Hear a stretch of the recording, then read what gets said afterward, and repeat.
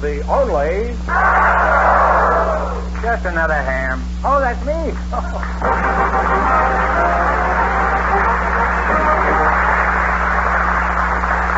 Well, here I am again with $3,000 for one of our couples. And if any of them say the secret word, the duck, which is up here, will fly down and give them $100. The word tonight is glad. Okay, duck, go lay an egg. Fenneman, who's up to bat? Well, Groucho, we invited some railroad men to the show tonight. You did. And our audience selected Mr. Ronald... Keep track of them, you said? The railroad men?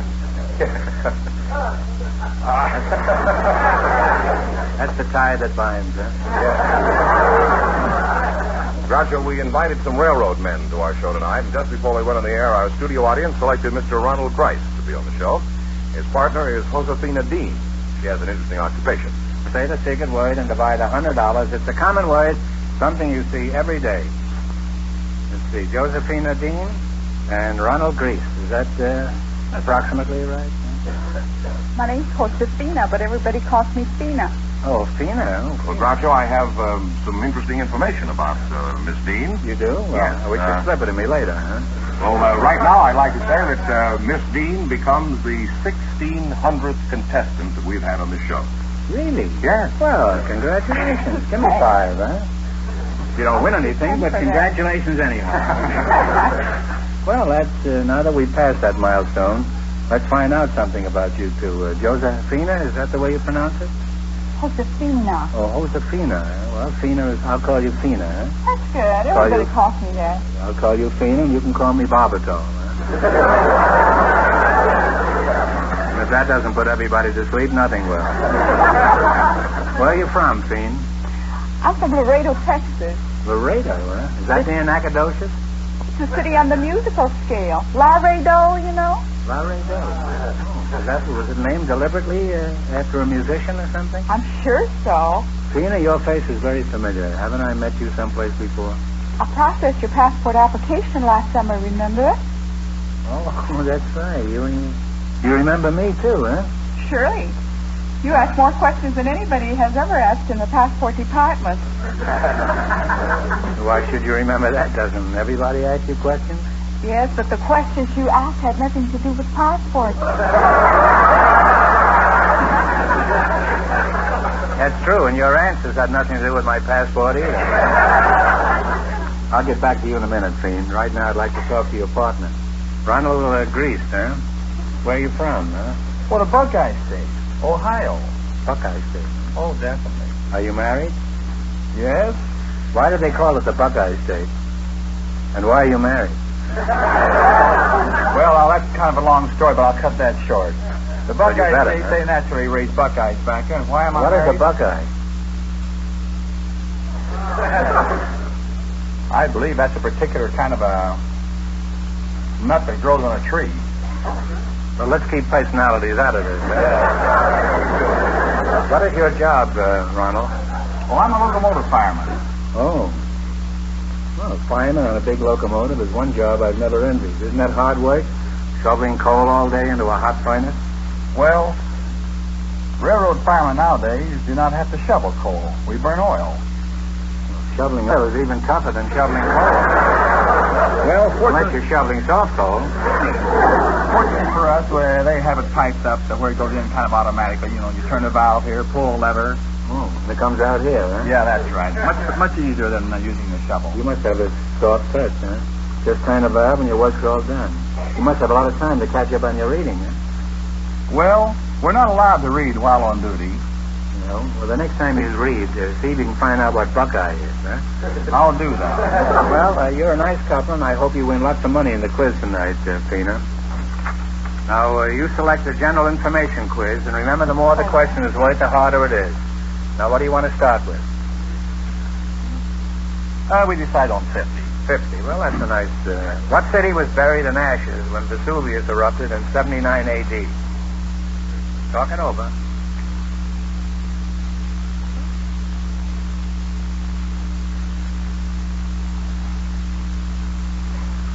Time's up. That was Athens, Greece, a little bit before my time.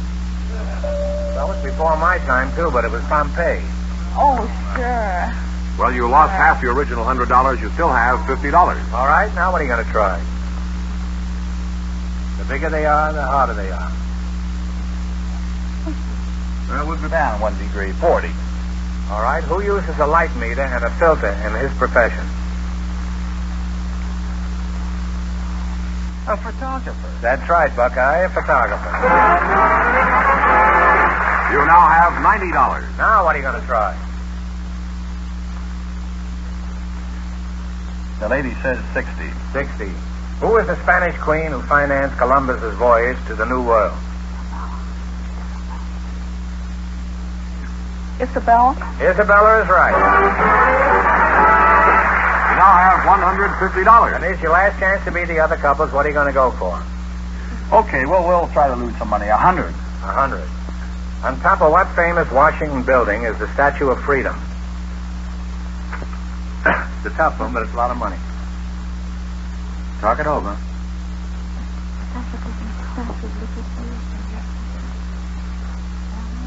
The Capitol building? That is right, the United States Capitol. Wind up with $250. Buckeye, you were okay. Thank you.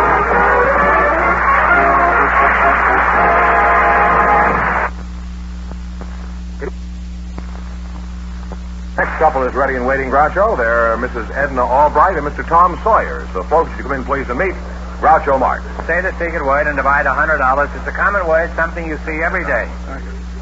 Mrs. Albright, I'll start with you. Do you mind if I call you Edna? Or do you want to be called Eden?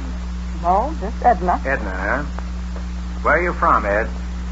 From Scandia, Kansas. Scandia? I thought that was in Sweden. On the Sunset Strip. Now, Mr. Sawyer, you're rather a large party. Could you give us some idea of your size? Well, Groucho, I'm a little over 6 feet, and I tip the scales at 272 pounds. How old are you, Mr. Sawyer? 47. 47, huh? Well, where are you from originally? Kankakee, Illinois. Oh, I played Kankakee. It's a nice town, wouldn't you say that? Well, a quaint town. Yes, it is. It's one of these towns where you go down the street of the morning, and instead of saying hello, the people say, "Do you know?" They must have some very stimulating conversations. Well, could you illustrate what you mean? Pretend I'm walking down the street and you spot me now. How would the conversation go? Well, I'd say, "Hello, Groucho. Do you know that Farmer Jones just had a heifer?"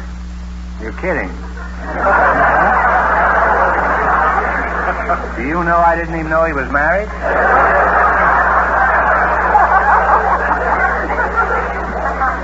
Is that all they do in Kankakee, have heifers? Well, some of the people don't. They have children. Well, Eden, is that your name, Eden? Edna. Oh, Edna.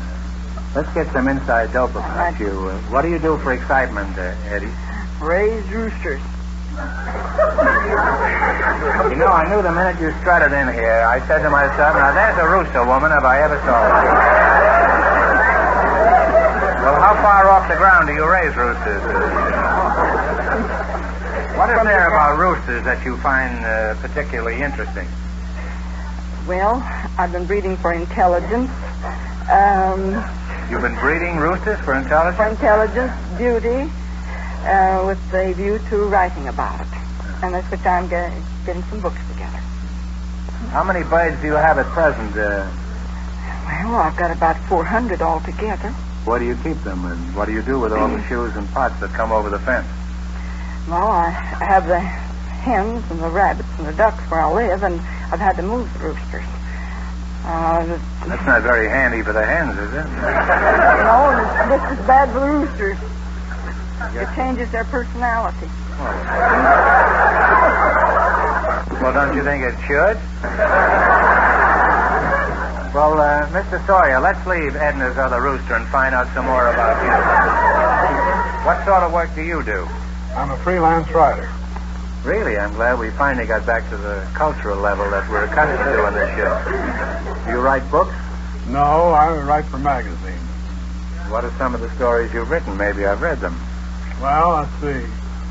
Bullets are leaking blood, and vengeance rides a bloody trail, and murder points a bloody finger. You just write for children, huh?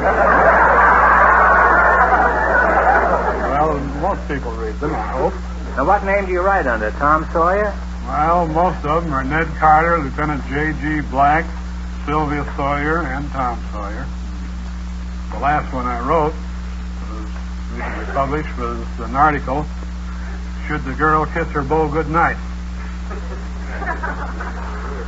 This is the whole story? That was the article, the name of it. It was an article about whether they should kiss the boyfriend goodnight. Well, what was your opinion? What did you tell the girl, Sylvia? Naturally not to kiss him goodnight.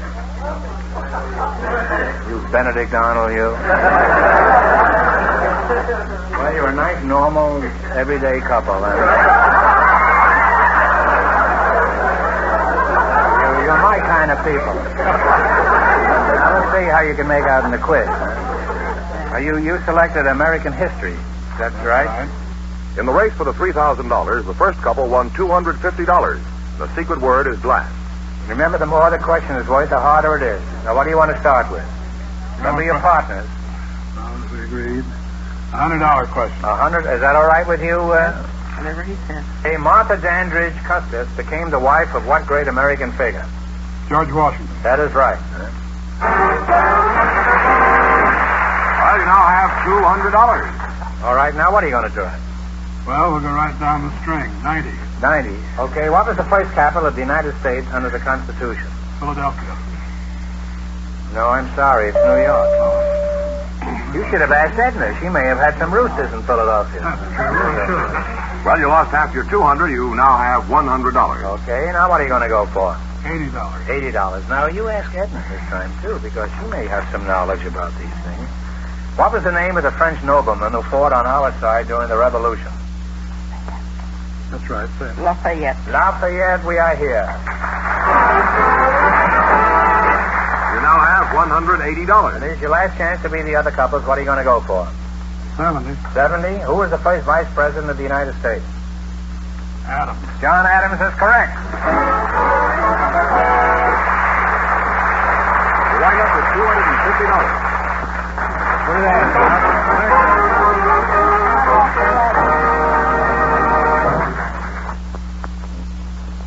We invited some military school boys to the program tonight, and just before we went on the air, our studio audience selected Frank Luke to be on the show. His partner is a housewife, Mrs. Marie Hobbs. So, folks, you come in, please, and meet Groucho Marx. Welcome to You Bet Your Life. Say the secret word and divide $100. It's a common word, something you find around the house. Howdy. How are you? I'm fine. Frank Luke, huh? Yes, sir. You're the youngest. I'll start with you. Where are you from, Frankie? From Military Academy, sir. You were born in a military academy? No, sir. How did you arrive? Were you shot out of a cannon? Like I was Buck born in Wheat? San Diego, sir. Oh, Really, San San Diego. Francisco. You know the chief of police down there? No, sir. How old are you, Frankie? 16, sir. 16, huh? What is your rank in this academy? Are you a general? And captain, sir. Captain. Well, you're a fine-looking lad. Now, if you just stand at parade rest for a minute, I'll talk to your partner here. Let's see now. You are Marie Hobbs, is that right? Call me Marie. I'll call you Marie. We're delighted to have you call me Marie. Where's your home, Marie? Memphis, Tennessee, way down in Dixie. Well, that's mighty fine country around there. Certainly is. A lot of corn pone down there. Oh, you bet. Ham hock and Lady Beans. Yes. A ham hock, that's an actor that puts his watch in soak? Marie, I'm not going to ask you how old you are because that'd be too crude, don't you Oh, think I'll so? be delighted to tell you my age, and I'm proud of it. I'm 76 years old. Well, you don't look it. You look like a young girl. But I feel like I'm 16. You feel like you're 16? Yeah. Well, you look like you're about 18. What do you mean you feel like Well, you're 16? because I can do anything a 16-year-old girl can do. You can, eh? I can walk miles, and I can climb a 6-foot ladder and paint the screens and cut the lawn and do anything. Can you eat 3 bananas? And I don't splits? have any neuritis or arthritis, any other kind of itis like old women have. I have no varicose veins because I had won a contest showing my legs. You won a contest for varicose veins? I haven't got any Oh. Well, how did you win? because I didn't have any. Oh,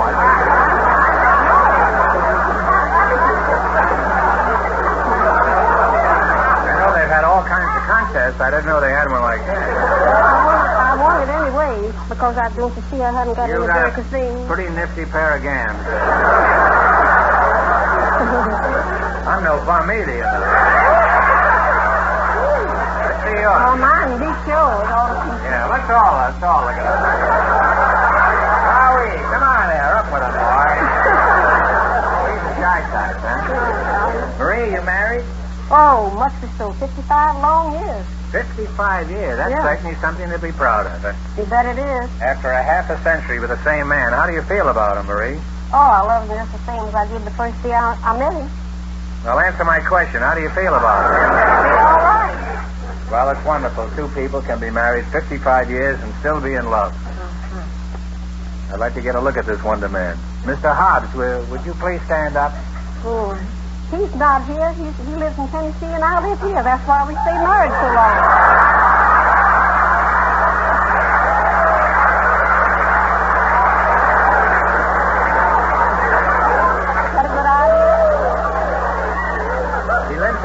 And you live I here? live here.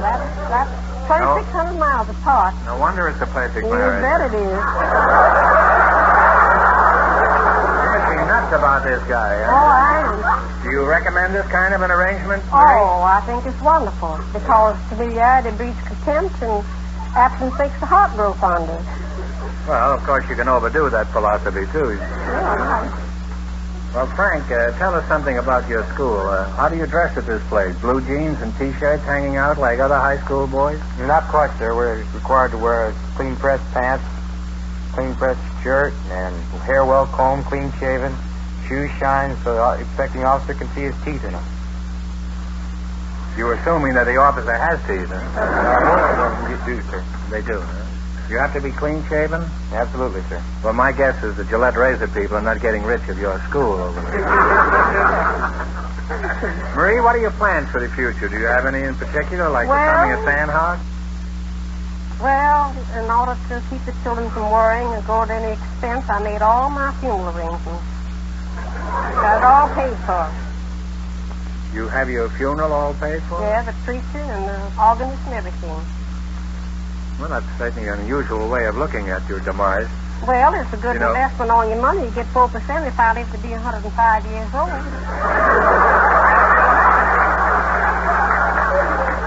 Why, how do you figure this out?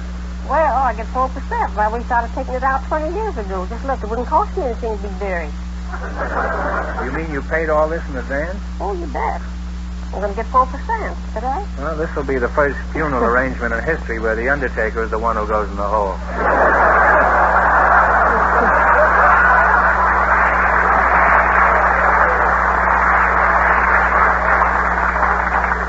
Marie, you got him dead to rights. Well, you're an intriguing couple, and I'd like to go on talking to you, but I imagine you're both more interested in getting rich. Aren't you, Marie?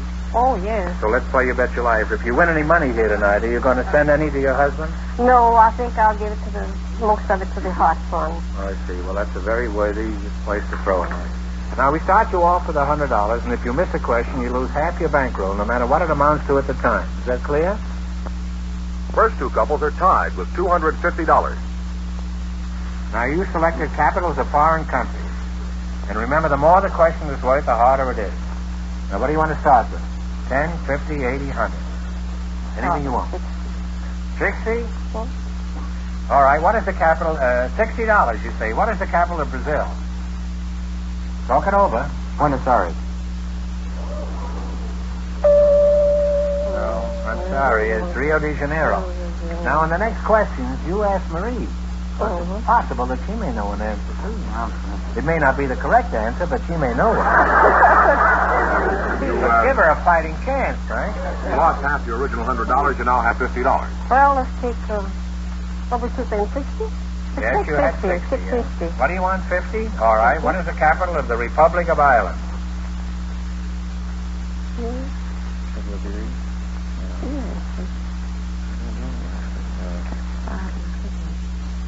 Take a guess. Dublin. Dublin is right. You just got in under the wire, friend. You now have $100 again. Okay, now what are you going to go for? Easy ones, Gotta go 40. a little. Hard ones are tough. 40? What is the capital of Egypt? Let's see. Cairo. Cairo is right. You now have $140. Are you fighting with Marie yet, George? Yes, I am. Oh, well, I'd like to flirt with you because you're good looking, too. Like Gruff, too.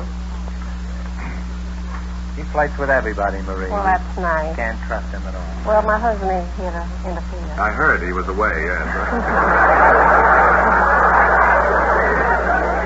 That's more encouragement than Fenneman's had in many months. All right, here's your last chance to beat the other couples. What are you going to go for? Big one or a little one? 30. 30? Okay, what is the capital of Spain?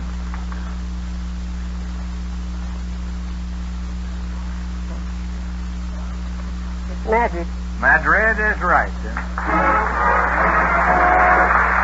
wind up with $170. Thank You did you fine, very Marie. much. Oh,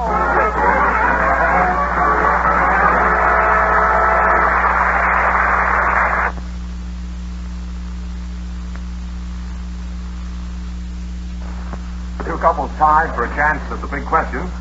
We'll have each of them write their answer down on the cards we've given them, and if both couples get it correct, they will divide the money between them. You all set? You have 15 seconds. Here we go for $3,000. I'll give you 15 seconds to decide on a single answer between you. Think carefully and please no help from the audience. One of the most widely publicized incidents of World War II occurred when the Marines raised the American flag on a mountain on Iwo Jima. For $3,000, what is the widely publicized name of the mountain on Iwo Jima where the flag was raised?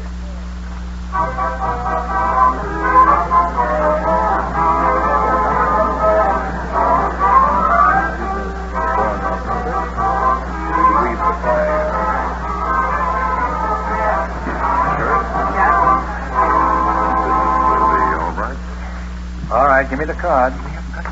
Well, write something now. Nothing? No, they have nothing now.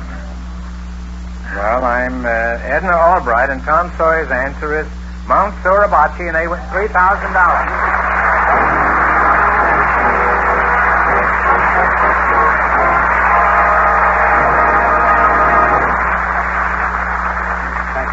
A lot of money, $3,000. What are you going to do with all that money, George? Well, Plus the additional money that you won in the quiz. most of it is going to surprise and knock dead some long-waiting, long-suffering predators. Well, I hope they get their money. They will. They were very patient, according to you. They certainly were. And how about you, Henny The Benny? same thing. Ditto. Ditto. You owe the same people that he owes, huh? No, probably a lot worse.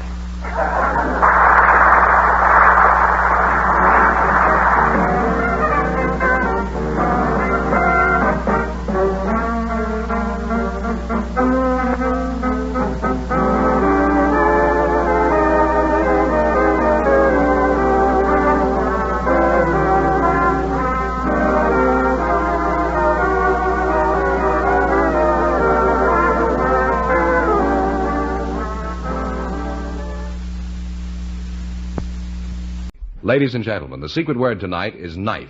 K-N-I-F-E. Would you like to put on my back? Really? You bet your life.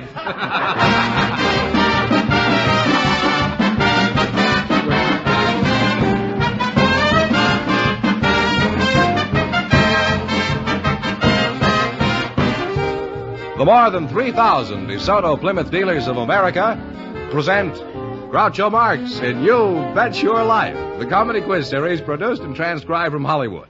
And here he is, the one, the only... Never heard of him. Oh, that's me.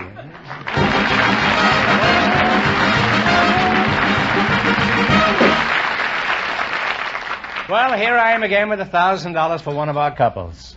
Groucho, we invited some people from the world of scouting to the program tonight. Really? Yes, and just before we went on the air, our studio audience selected Bill Ollinger. His partner is Miss Martha Pendergast, and here they come. Folks, come on in and meet Groucho Marx. Well, welcome, kids, for the DeSoto Plymouth dealer. Say the secret word and divide $100. It's a common word, something you use every day. Oh, thank God. Miss Martha Prendergast, huh? That's right. Where are you from? From Kansas City? No, I'm from Roseville, New Jersey, originally. Roosevelt, New Jersey? Yeah. Mm-hmm. Mr. Bill Ollinger, huh? That's right. Where were you born, Bill? Texarkana, Texas. Texas? That's right. Oh. Somebody out there from Peru, I think. Martha, I won't ask you how old you are, should I? I don't mind telling you. Well, you say, how old are you, Martha? I'm 39. 39, huh? Mm-hmm. Are you related to Jack Benny at all? Well, Jack Benny was 39 last year. And this year would be 38, I suppose. And how old are you, Bill? 17. 17? Well, what's a few years difference to a sailor, huh? Is that right, matey? Well, I'm not a sailor. I'm a Sea Scout, branch of the Senior Scouts. Oh, a Boy Scout, is that the case? That's right. Well, in that case, the romance is off, huh? Well, you say you're not a sailor? Bill, No. Well, why are you wearing that uniform? Well, this is the official uniform of the Sea Explorers. Of the Sea Explorers? Yes. Well, then you're certainly not in the Navy. Sailors do all their exploring on land, don't they? Hardly.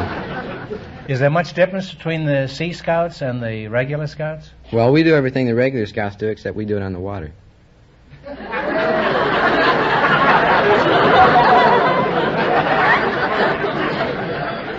Well, that'd be interesting. I'd like to watch you on a 14-mile hike sometime.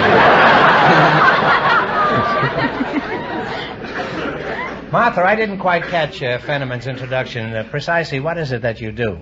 Well, I'm the executive director of the Girl Scouts of Los Angeles. You mean you're a Girl Scout? Yes. Well, what does your job consist of, briefly? Well, right now, with the board of directors of Los Angeles, I'm responsible for Girl Scouting in Los Angeles area. Is that so? Yeah. Well, how are you making out? Well, we're making out pretty well. We have 17,400 girls in this area. No wonder my scouting is at a total loss. You've got a monopoly. Do the Girl Scouts have a motto like, keep your powder dry? Well, we have a motto, be prepared.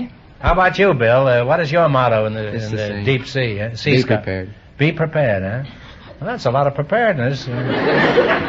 What's the matter? Don't you trust each other? Sure, we're good friends. Well, I'm fairly familiar with land scouting, but how do you conduct your activities on water? We use a boat. Well, I didn't think they pumped each scout full of air to keep them afloat.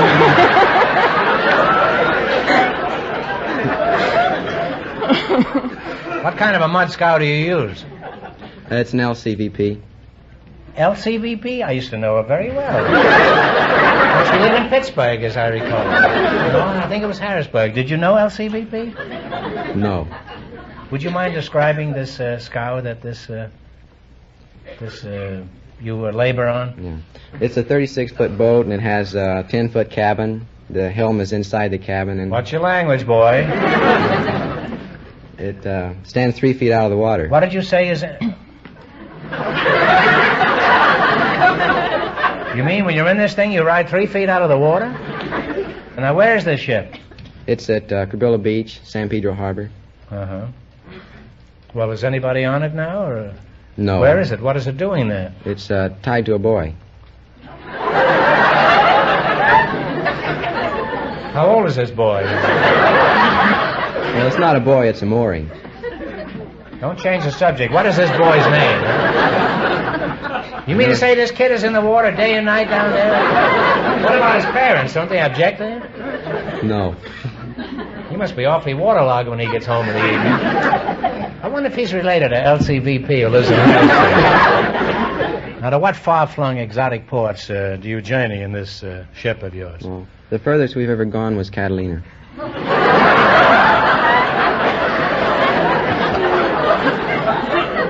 Ah, the mysterious East.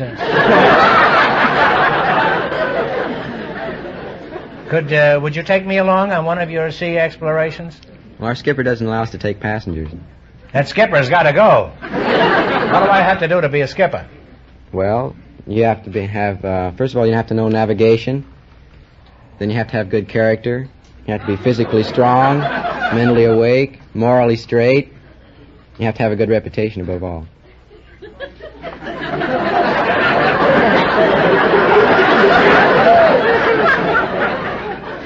You haven't mentioned any category where I would qualify. Well, you're both good scouts, and if I ever meet you in a revolving door, I'll be sure and do my good time for the day. Now then, we're going to play You Bet Your Life for a chance at $1,000. Right now, I want you to pay close attention to something of great importance. The new DeSoto Fire Dome 8 is now at your DeSoto Plymouth dealers. The most exciting, most talked about car in America. The new DeSoto Fire Dome 8. With the new 160 horsepower Fire Dome V8 engine. Here is the most revolutionary engine design in a generation. And it's years ahead of every other type of passenger car engine built today. The unique hemispherical or dome-shaped combustion chambers actually produce more power from every drop of gas. This means to you tremendous reserve power and acceleration at all speeds, and on regular gasoline. See it tomorrow. Drive this great new car, the DeSoto Fire Dome 8, with the new 160 horsepower Fire Dome V8 engine, now at your DeSoto Plymouth dealers. The new 160 horsepower DeSoto Fire Dome 8.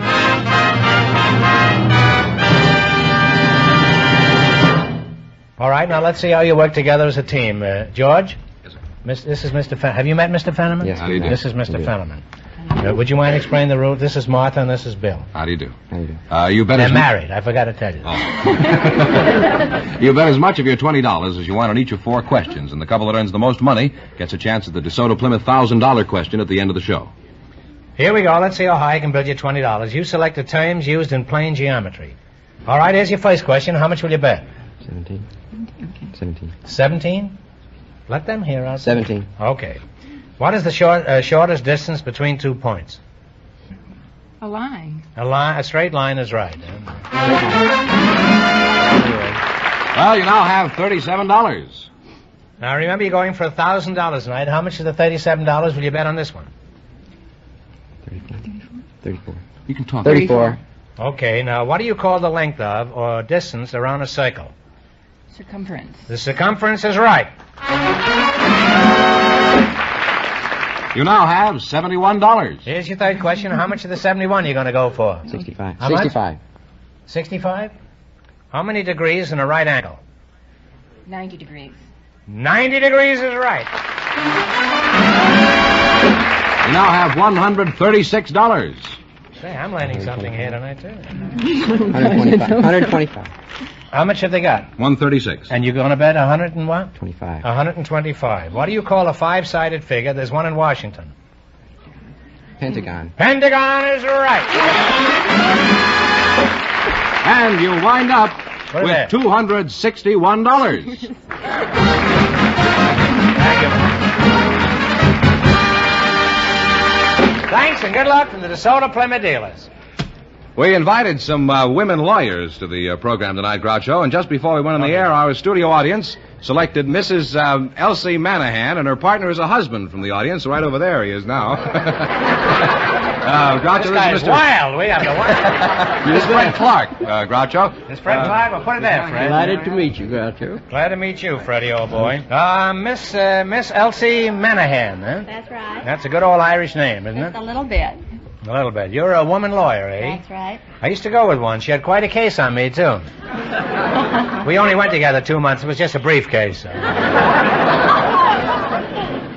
Where are you from, Elsie? I'm from Akron, Ohio. Akron? That's Oh, right. I used to play Akron, Ohio.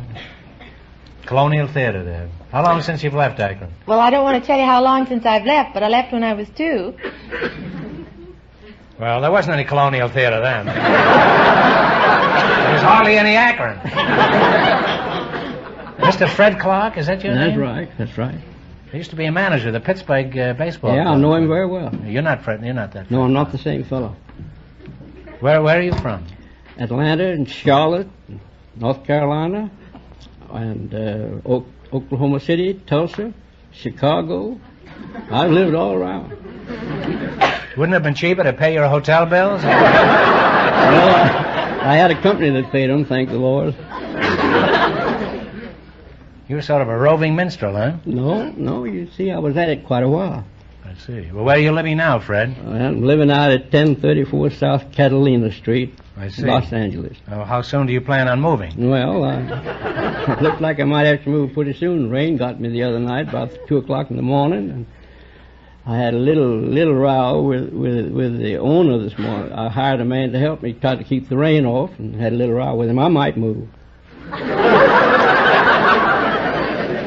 Well, I'd wait for another rainstorm. Just take it easy. It wasn't rain. It was a pipe broke, and he said it was an act of God. And I told him I didn't think God break any pipes.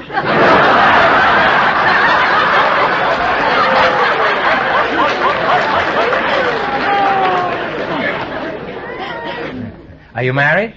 I was, but it didn't work out very good. Well, I'm sorry to hear that. How long did it last? 31 years. It was a tough fight, but I hung through it. You were married 31 years? You betcha. Well, you just didn't give it a chance, Fred. Didn't give me a chance either. How old are you, Fred? Pushing 60. You're pushing 60? You betcha. From which direction?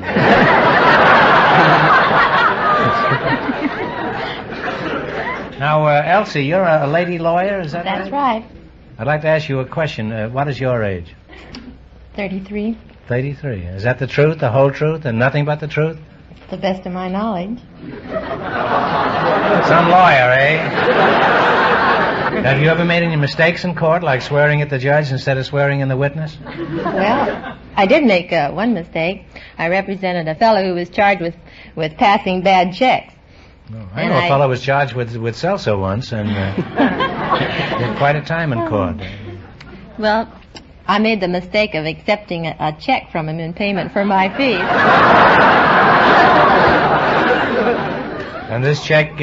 It bounced. Now, anything else happened to you of a similar nature? Well, I did have a rather embarrassing experience one day. I walked into court with a client. He was a gentleman, an elderly gentleman, and very distinguished looking, and we walked up to the bench, and the judge looked down and he spoke to my client, and he says, "What is she charged with?"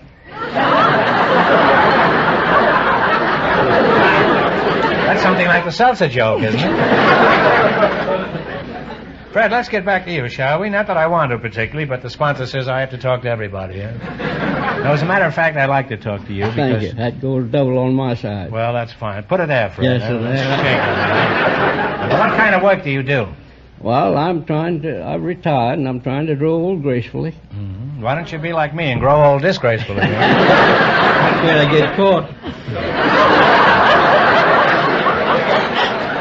It's not too bad, Fred. Well, I have to get you to help me, God. They're very, very lenient on us oldsters. Yeah, you're not as old as I am by a long shot. Well? You paid me a compliment, I'll pay you one. Yes, and it's I mean unfortunate that we're both lying. Well, a good lie is better than the truth sometimes. Yes, it certainly is. Say, you're quite a philosopher, Fred. Well, thank you. You're sort of a rolling Benjamin Franklin. So are you. What kind of work have you done in the past? I started out... before you were breaking pipes in somebody's house. Started out in the plumbing business and lasted one day.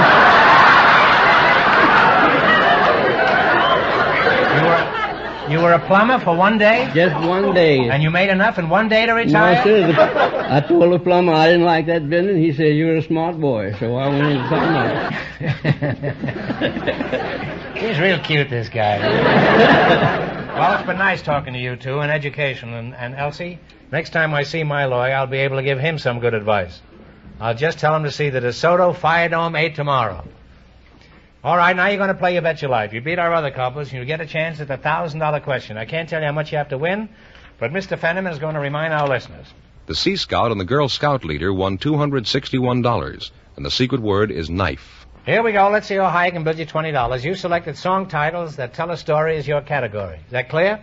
Here's your first question. How much of the 20 will you bet? And talk right up. How about 1950? Right. 1950.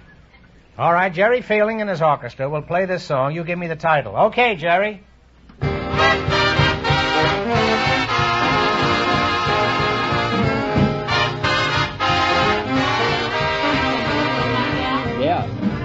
Somebody stole my gal. That's right. Somebody stole my gal. And you're on your way. You have $39.50. How much you going to bet? 39. Out of how much? 39.50. Play, Mr. Fielding.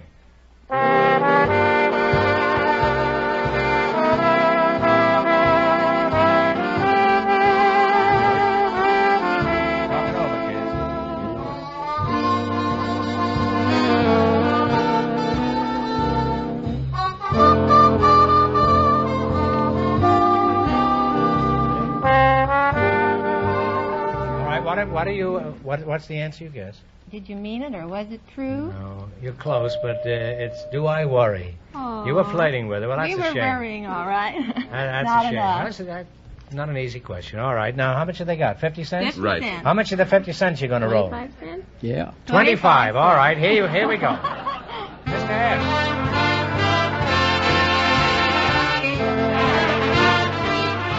Was it lucky April show? Find $1 million baby in the 5 That's and 10 right, $1 million baby. You found $1 million baby, and you now have 75 cents. Right. And it's your last chance to beat the other couples. How much you going to bet? Shall we shoot the word? All of it. Shoot at everything. 75 Okay, cents. here we go. Play, Mr. F.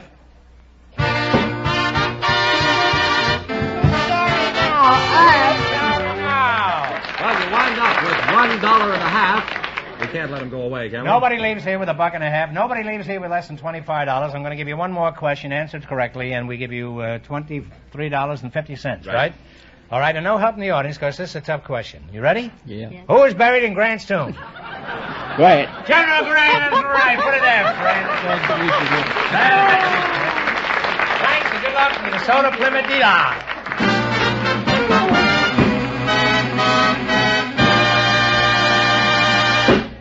We have a couple of young ladies for you now, Groucho. They were chosen from our studio audience just before we went on the air. I'll let you find out more about them as you talk to them. Miss Haya Tarnar and Miss Marion Aberdeen, come on in here and meet Groucho Marx. Well, welcome. Welcome, youngsters, for the Soda Plymouth Dealers. You right. Say the secret word and divide $100. It's a common word, something you use every day. Talk to you first. What is your name? Hiya. Hiya, but what's your name? Hiya Turner.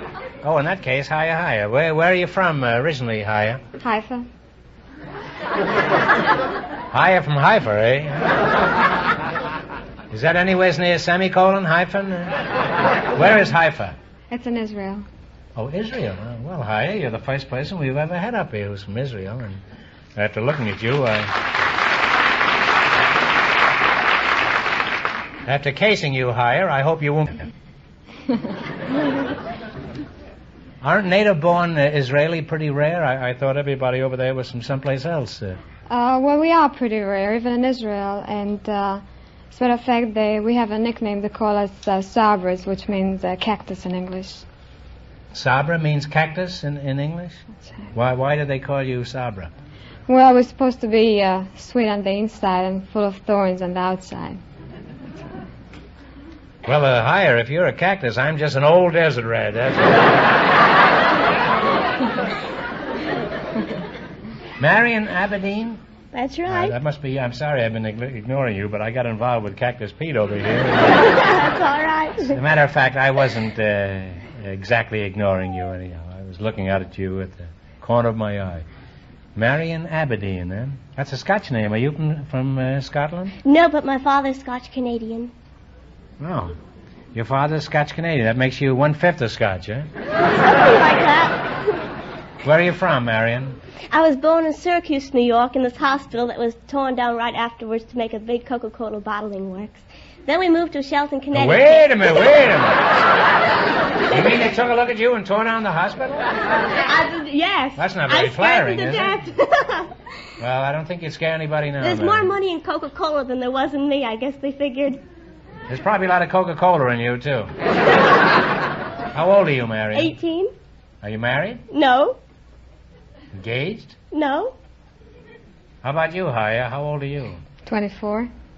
Married? No. Engaged? No. Neither of you is married or engaged, eh? Ah, Marx, there's good news tonight. Let's see, what good deed have I done to deserve all this? Now, Hire, I gather from that uniform you're wearing you work for some kind of an airline. Is that right? Yes, I'm an airline hostess. I work for the El Al Israel Airlines, which is... What is that? El Al? That's right, El Al. It's, in Hebrew, it means up to the heights. Uh-huh. Well, I hope you stay there when you're in the plane, huh? I hope so, too. Well, where do you fly? We fly to Europe and the States, stopping in cities like Istanbul, Rome, Paris, Zurich, London, New York. Are you scared when you're up there? Sometimes. Well, since Israel is only 3 years old, your airline is just a baby, isn't it? Is it safe to fly with you? You can't have had too much experience in 3 years. Well, I think it's safe. We have very experienced personnel. As a matter of fact, my pilot, Captain O'Reilly, has about 10,000...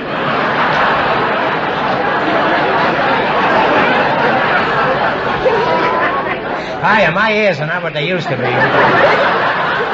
Would you mind repeating that? So, Captain O'Reilly. Captain O'Reilly? He's a native of Israel? No. He must live on the outskirts. It doesn't matter. Most of our pilots are Americans. Oh, well, why is that? Because they have experience of 8 or 9 years, which our boys haven't got it yet. Hiya, tell us some more about Israel. What is the climate like over there? Just like California. You mean the sun shines every day, but you're building lots of flood projects? Well, it happened to us, but it happened here. It was very unusual, but we had the floods the same time you had them here. Is that so? Mm-hmm. Well, there's a kindred spirits. Now, how about industry? What sort of things do you export? Our biggest export is oranges. We grow oranges as big as grapefruits. You're proud of that, eh? Sure. Well, don't get too cocky. California's pretty good, too, you know. Out here, we raise grapefruit as big as oranges.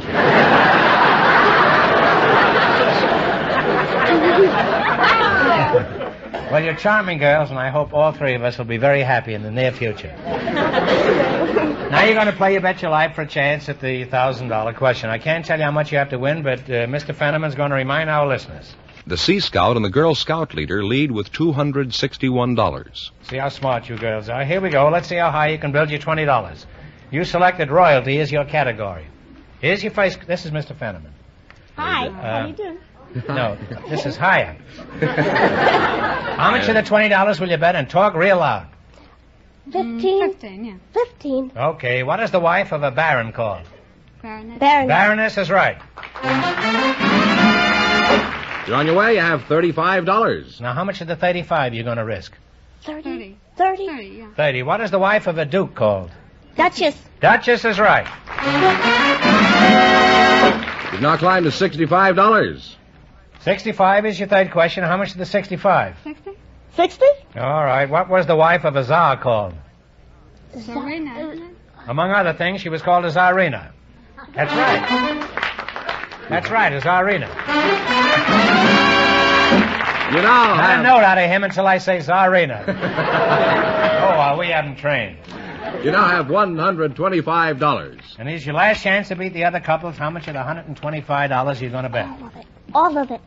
Well, what have we got to lose? Okay. 125. Shoot the works. I bet she owns part of that Coca-Cola plant. What is the wife of an emperor called? Empress. An empress is right. Well, you wind up with $250, and that means the Sea Scout and the Girl Scout leader with $261 in just 1 minute get the chance at the DeSoto Plymouth $1,000 question.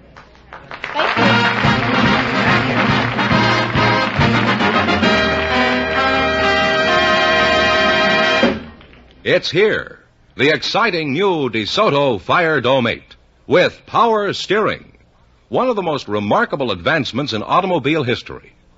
Here is the new DeSoto feature that takes almost all the effort out of turning the wheels. Imagine, one finger. Yes, one finger is all it takes to turn the wheels, even when the car is at a standstill. In parking your car, you've never known anything to compare with DeSoto power steering. With no more effort than it takes you to dial a phone, you can turn the wheels and glide comfortably into the tightest parking space. And out on the highway, DeSoto Power Steering makes your control of the car easier, with less road shock.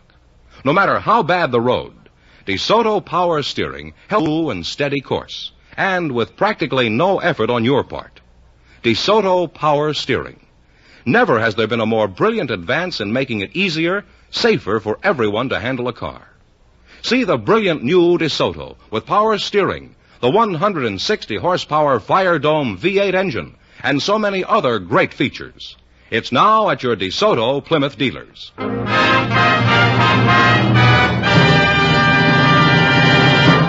And here comes the Sea Scout Groucho and the Girl Scout leader, all set for the DeSoto Plymouth $1,000 question. Here we go for $1,000. I'll give you 15 seconds to decide on a single answer between you. Think carefully, and please no help from the audience. Here we go. The largest river in France divides the country into two nearly equal parts. For $1,000, what is the biggest river in France? Talk it over.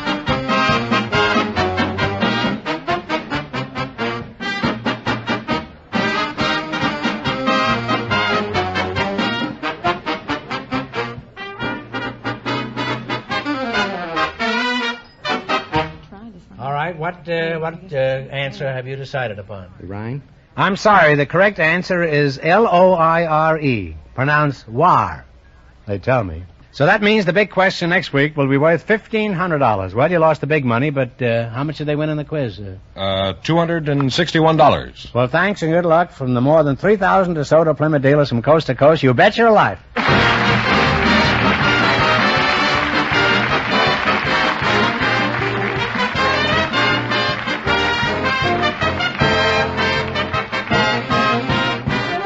Be sure to tune in again next Wednesday night at the same time for the Groucho Marx Show, when the big question will be worth $1,500. And don't miss Groucho's television show, also presented by the DeSoto Plymouth Dealers of America. And remember, all dealers who sell DeSoto also sell Plymouth. Two great cars, both products of the Chrysler Corporation. And when you drive in, tell them Groucho sent you. Good night, folks, and remember, see the DeSoto Fire Dome 8 tomorrow.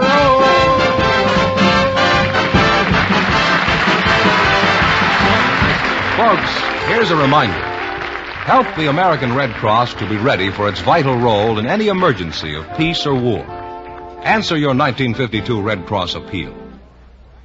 You Bet Your Life, transcribed from Hollywood, is produced by John Goodell. Directed by Robert Dwan and Bernie Smith. Music by Jerry Fielding. This is George Fenneman signing off for the more than 3,000 DeSoto Plymouth dealers from coast to coast.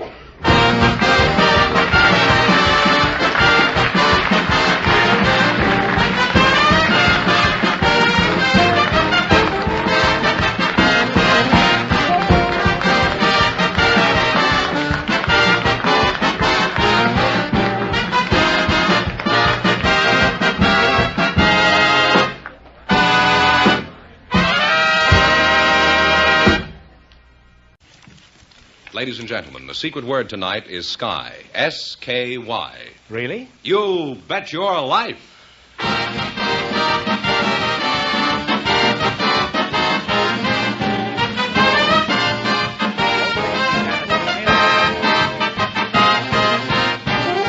The more than 3,000 DeSoto Plymouth Dealers of America present Groucho Marx in You Bet Your Life, the comedy quiz series produced and transcribed from Hollywood.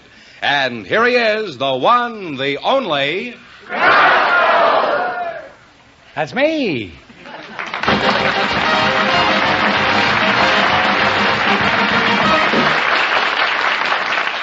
I won't run unless I'm drafted.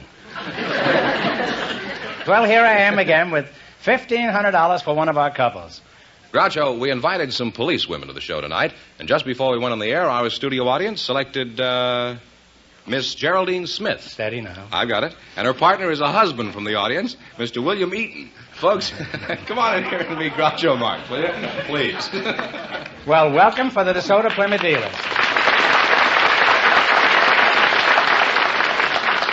Welcome for the DeSoto Plymouth dealers. Say the secret word and divide $100. It's a common word, something you see every day. Miss Geraldine Smith, you're the policewoman? Yes, I am. And you have very pretty teeth besides. Well, thank you. Are you married? No, I'm not married yet. Well, you have extra pretty teeth, huh?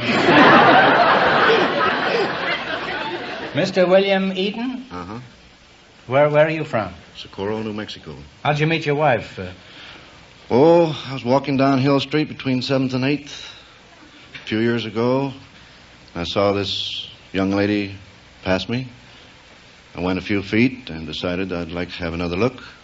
So I turned around to go in her direction and met her coming back in my direction.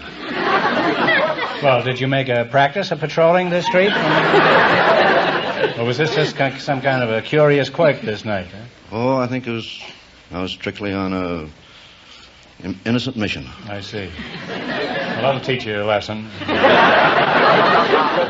Sadie Spade, is that you? No. How long have you been a female flatfoot? Well, I've been a Miss woman Smith? police officer for the past 5 years now. A woman police officer, I see. Yes, sir. You don't like being called a flatfoot, eh? No, I don't. Well, I can't call you a bull because that'd be ridiculous.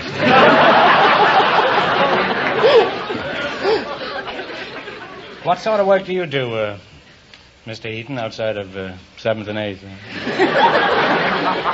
You must have some other occupation, I presume. I'm an escrow officer. I work in an escrow company. Oh, you're not a cop, huh? No, I'm strictly an impartial third person. Hold money and hold funds and documents until certain conditions have been complied with. You're a third party, huh? A third party. Well, who's your candidate? The fourth party.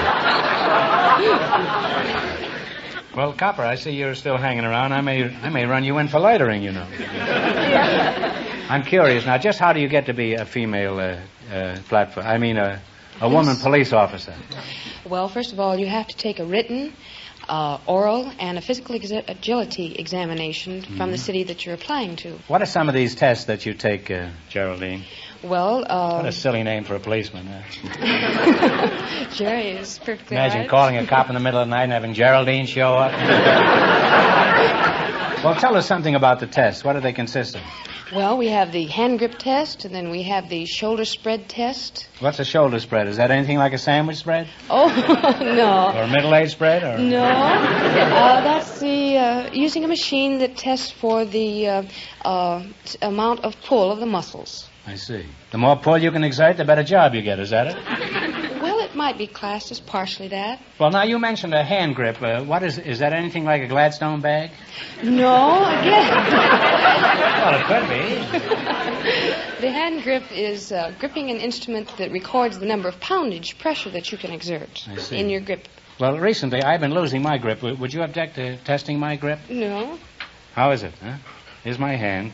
Testing, 1, 2, 3, 4. You have nice Hey, this hands. is fun. I don't know whether she's going to lead me to the altar or into jail. How does it feel, huh? You have nice hands. Nice hands, huh? They should be. I rub them every night with cottage cheese. Well, you make an arresting couple, and it's been most interesting talking to you, too. Thank you. Now, in just 1 minute, you're going to play Bet Your Life for a chance at the $1,500 question. But first, you can learn something by paying attention to this.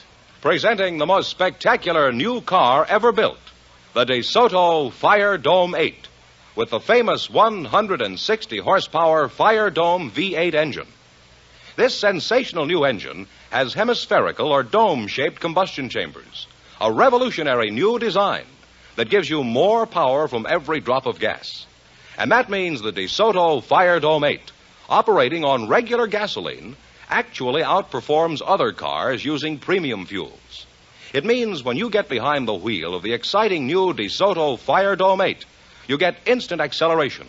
You go from a standing start to cruising speeds in a matter of brief seconds. And at any speed range, you have tremendous reserve power. Power to spare should you need it. Yes, friends, the new DeSoto Fire Dome 8 has power written all over it.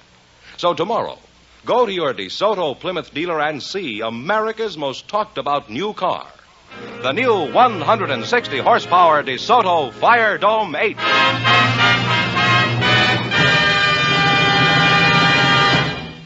All right, now let's see how you work together as a team. George, explain the rules.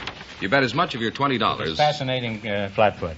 You bet as much of your $20 as you want on each of 4 questions, and the couple that earns the most money gets a chance at the $1,500 DeSoto Plymouth question later in the show. All right, here we go. Let's see how high I can build you $20. You selected famous inventions and discoveries as your category.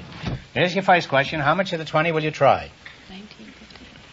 Talk up, Geraldine. 1975. Talk right up as though you were making a 1975, he says. pin.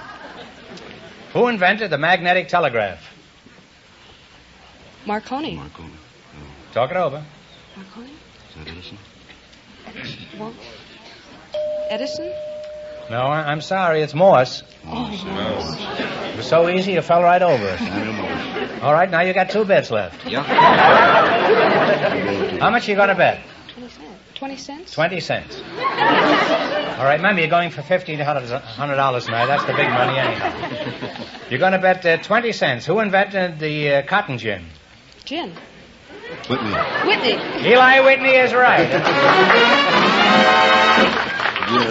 You now have 45 cents. 40 cents. How much are you going to bet? 40 cents?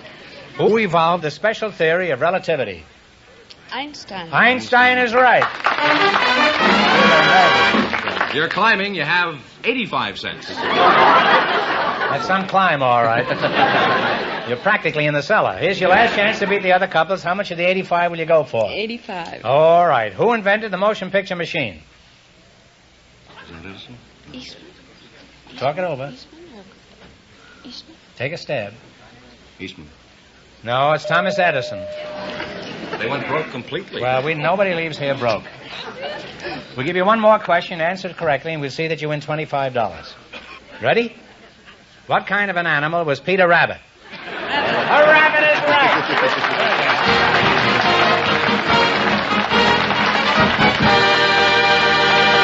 Thanks and good luck from the DeSoto Plymouth dealers. Groucho, we have a housewife and a man with an interesting occupation for you now. They were chosen from our studio audience just before we went on the air. Mrs. Maria Galarza, Mr. James Hershey. Come on in here and meet Groucho Marx.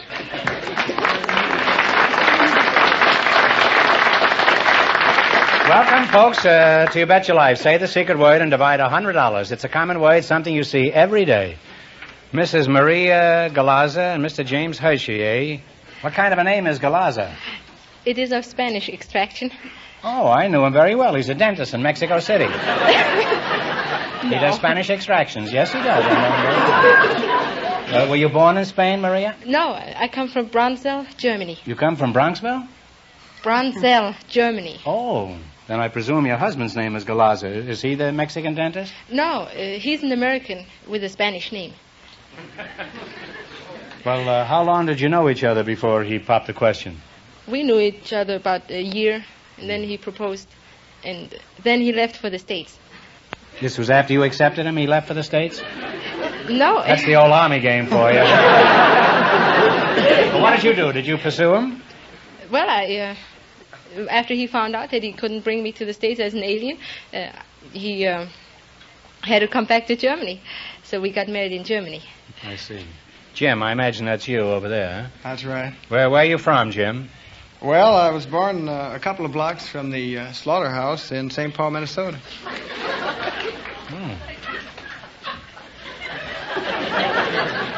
Was that of any help?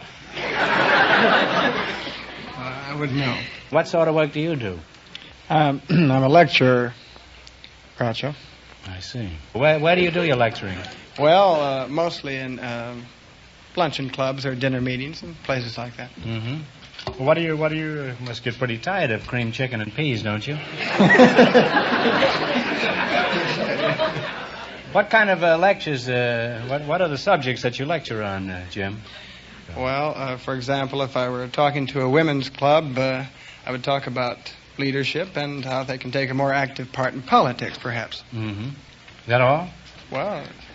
What are some of the problems you try to settle? Could you give us an example? Well, as an example, if a woman, were concerned with fear of ability or something on that order, I discuss how to eliminate that particular fear. How to eliminate her husband? Is that what you mean? I suppose the audience is all men. What do you tell them? Well, if I were talking to men, I would talk probably more about success, how to become more a success, and how to find the right field. Well, suppose a man plays left field. What do you do? How does a man find the right field? Well, just keeps walking between 7th and 8th on Hill Street, I suppose. Well, to sum it up, Groucho. I wish you would, since you haven't said anything yet. I would tell no, I think it's been pretty informative, Jim. And I want to thank you. I've learned a lot from you tonight, Jim. So don't ask me what.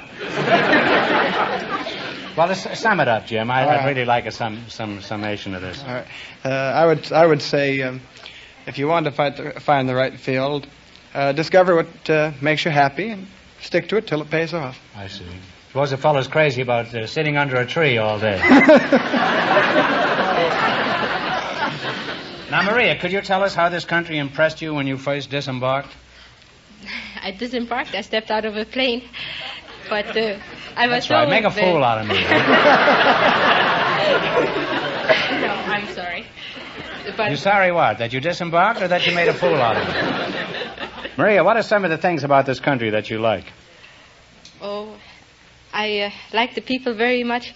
They're easy to make friends with and very helpful and try to put you at ease as an alien. But also, I like the little things like strawberry sundae.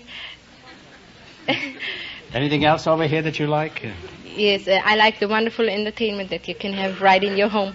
Oh. For instance, television or radio programs. Well, don't they have these things in Germany? Yes, they have radio, but the programs are not as good as over here. What kind of programs do they have in Germany? Johannes oder Hausfrau?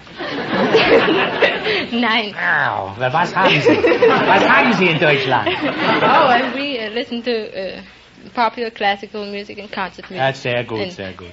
And lectures. Lectures? And Groucho Marx. Now, just a moment. You have Groucho Marx in Germany? Yes. He's an imposter. I haven't been in Germany in years. Who is this Schweinhund? It's you. Ich gebe dir einen Backpfeif, das ist hart, was?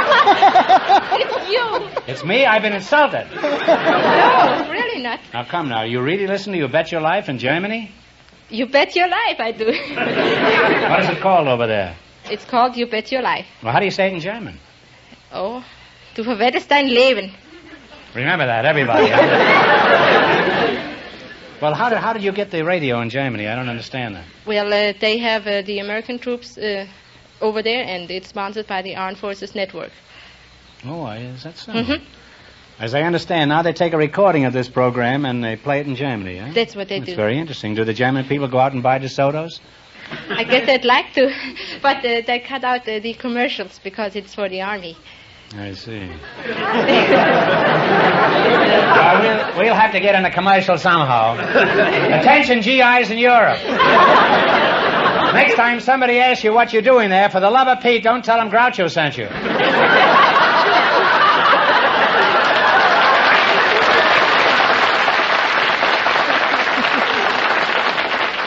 Well, Maria, I hope you'll be very happy in your adopted country. And if you really want to see one of the finest things we have over here, just take a look at the new DeSoto Fire Dome 8. Do you remember that? Mm-hmm.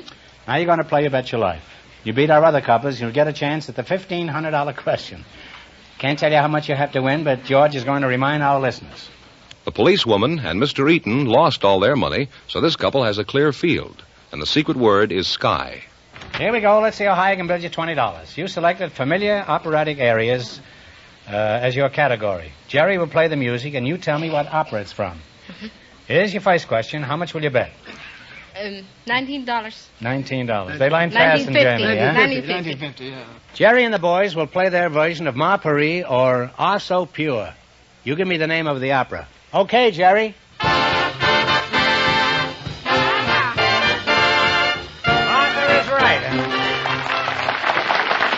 A great start. You have $39.50. Maria, when you know the answer, don't hop on it quite so quickly. We're paying these people an unholy salary out here. I'll be on your Wait about side. an hour next time. Let them play the whole opera. All right, remember you're going for $1,500 tonight. How much of the... $39.50. $39.50 will you bet? I'll bet. We'll bet. $39. Jerry and the orchestra will play the Barcarolle. What opera is it from?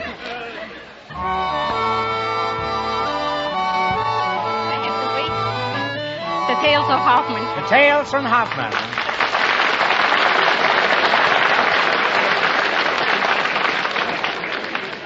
And you now have $78.50. And here's your third question. How much of this fabulous sum are you going to bet this time? How much? 78.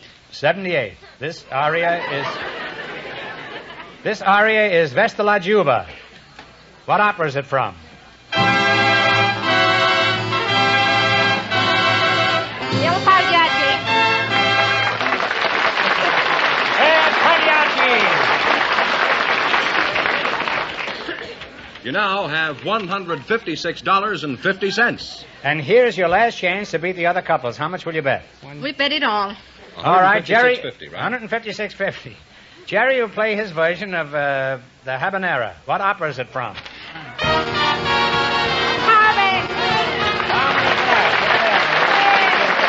And we'll wind up with $313. Thanks and good luck to the DeSoto Plymouth dealer.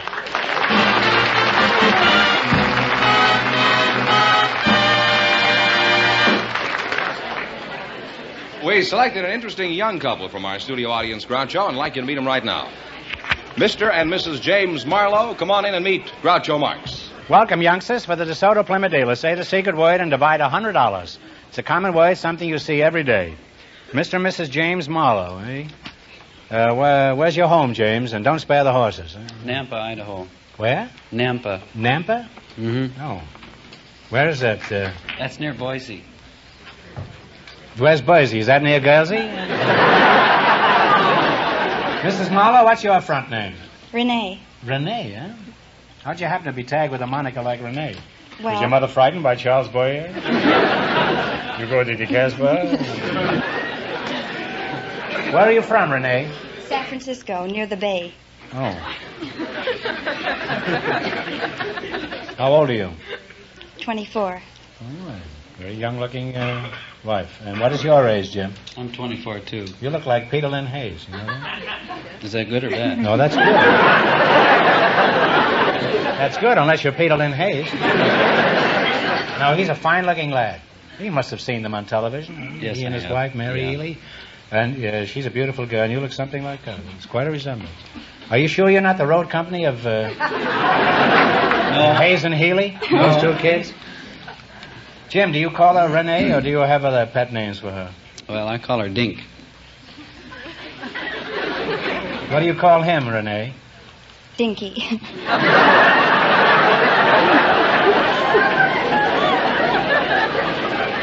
Why? Because he reminds me of one.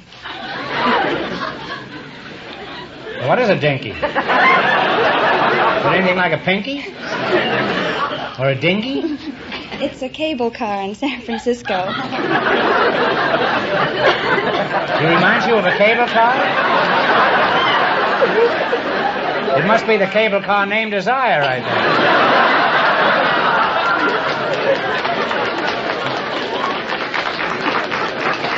Well, that's very romantic, I think. That your husband reminds you of a cable car. Was this going uphill or down? Do you remember? Dink and Dinky, eh? The only difference between you two is a Y. And you can join the Y for $9. How long have you been married, Jim? About 5 years now. Where did you meet your husband, Renee? I know, 7th and 8th on Hill Street. Between 15th and 16th on Chestnut Street. No, he sat beside me in our geometry class at San Mateo High. Geometry class? How did you find he managed to trap Jim? We eloped to Reno. You went to Reno to get married? Yes. That's the younger generation for you. They do everything backwards. Tell me, why did you elope? Well, our parents objected. Had they seen Jim? Was this just a general objection they had to your getting married? I think so. I see. Did you put a stepladder up to her window and help her down with her suitcase? Jim? No, as a matter of fact, I didn't help her at all. Her father carried her suitcase. That's a nice picture. She and her father going down the ladder together. What were you doing, holding the ladder? No, as I said, I wasn't there. You weren't even there, and she was eloping, huh? Isn't that romantic? Huh? Her father thought she was spending a weekend with a girlfriend. That's how we arranged the deal to get out of town without being noticed. Your father, in other words, had no idea that you were eloping. Is that it? That's right. That's what you think. You probably had your room rented before you rounded the corner.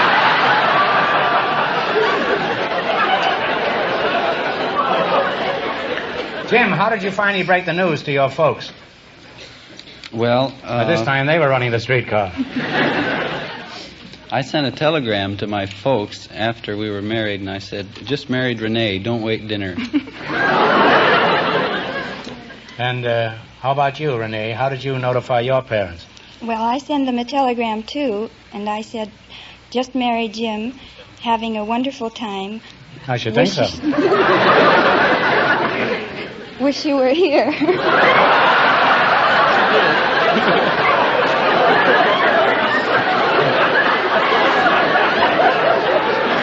I don't think her father wouldn't have showed up, but he was busy holding the ladder for his other daughter. Well, you're a nice young couple, and apparently the world is your oyster. Now just look out for the months with R in them.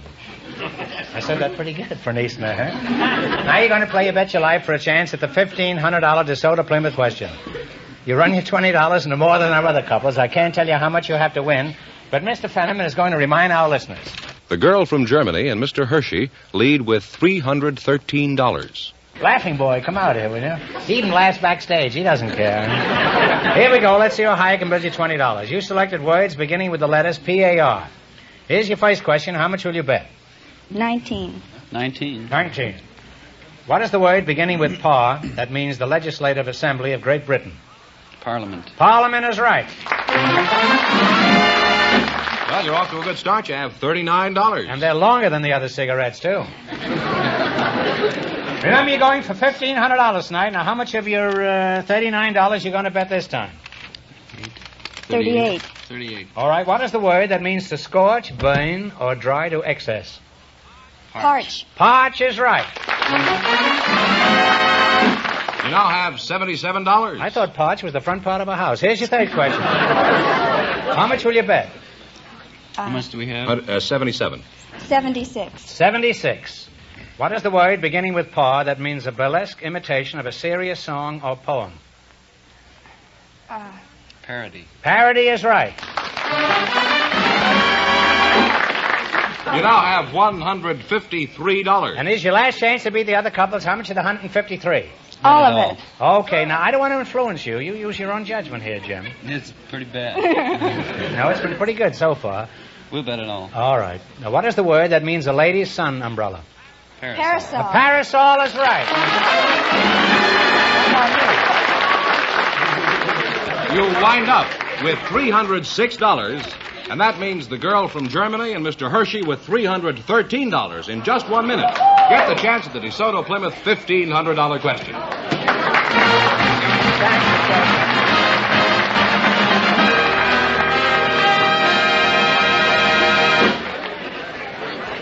Lady, do you hate trying to park your car in a tight parking space? Do you shudder at all the pulling and tugging that goes with it? Then wait till you drive the new 160 horsepower DeSoto Fire Dome 8. The new DeSoto brings you sensational new DeSoto power steering that makes turning the steering wheel as easy as dialing a phone. That's right, with only one finger, even when the car is at a standstill. With only one finger, you can turn the wheels. Thanks to DeSoto power steering, one of the most remarkable milestones in automotive history. By an ingenious hydraulic system, power steering on the new DeSoto not only takes the hard work out of parking, but on the highway it makes your control of the car easier, safer, with less road shock. No matter how bad the road, DeSoto power steering lets you literally steer almost without effort. And friends, power steering is only one of the many great features that are yours to enjoy in the new DeSoto Fire Dome 8. See it. Drive it. Now at your DeSoto Plymouth dealers. The new 160 horsepower DeSoto Fire Dome 8 with power steering.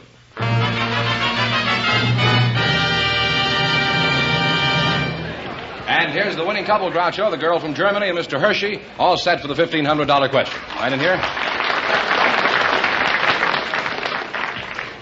Here it is. Situated in Salisbury Plain in England is a group of ancient stone circles, thought to be more than 4,000 years old. Their exact origin is unknown, but they're believed by some archaeologists to be temples of the Druids. For $1,500, tell me, what is this group of ruins called?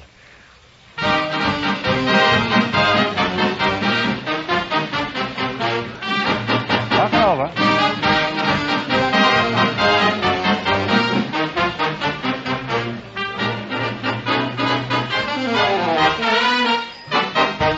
All right, what is the answer you two have decided upon? If you don't know, guess. Nothing? I'm sorry. The correct answer is Stonehenge. And our source for this is the Encyclopedia Americana. So that means the big question next week will be worth $2,000. Well, you lost the big money, but they won quite a lot. How much did they win the quiz, George? $313 Well, it's not too bad. Congratulations, and thanks to both of you and to all of our contestants on the show tonight. Thank you very much.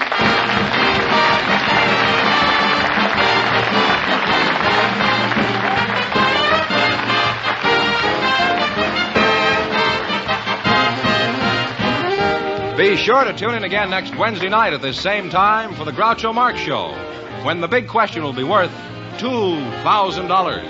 And don't miss Groucho's television show, also presented by the DeSoto Plymouth Dealers of America. And remember, all dealers who sell DeSoto also sell Plymouth. Two great cars, both products of the Chrysler Corporation. And when you drive in, tell them Groucho sent you. Good night, folks, and remember, see the DeSoto Fire Dome 8 tomorrow.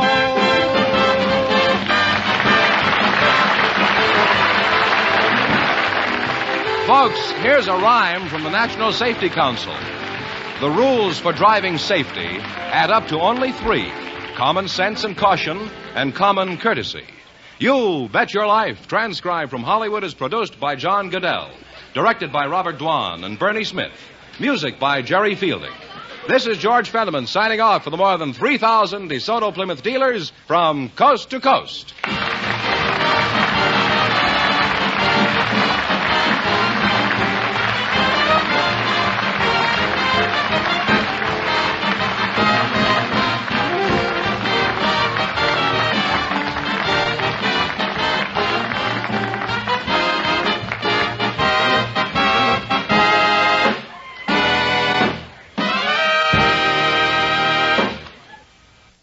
Ladies and gentlemen, the secret word tonight is name. N-A-M-E. Really? You Bet Your Life. The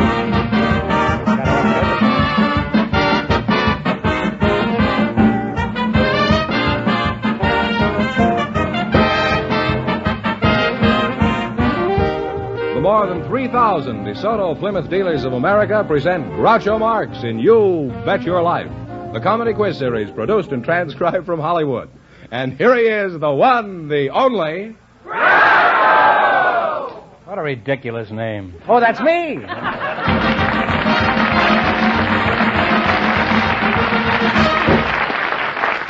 Well, here I am again with $2,000 for one of our couples. Groucho, we invited some girls from a department store to the program tonight. And about time. And just before we went on the air, our studio audience selected Miss Margaret Myers. Her partner, Clem Swartz, has an interesting occupation. And here they come now. Folks, come on in to meet Groucho Marx. Well, welcome, youngsters. Welcome for the DeSoto Plymouth Dealers. And if you say the secret word, you'll divide $100. It's a common word, something you always have with you. Let's see now. Miss Margaret Myers, huh? You work in a department store, is that right? Yes, I do. Where are you from originally? I'm from Seward, Nebraska. What department store are you Broadway laboring Hollywood. under? What's that? Broadway Hollywood. You work at the Broadway Hollywood? Yes, I do. Well, really, that store carries prettier merchandise than I realized. I'll just have a go at it someday. And you're Mr. Clem Schwartz, huh? Yes, sir. Is that how you pronounce it, Schwartz? Yes, sir. You'd say yes at anything, I can see that. Where are you from, Clemmy? Broken Arrow, Oklahoma. Come again? Broken Arrow, Oklahoma.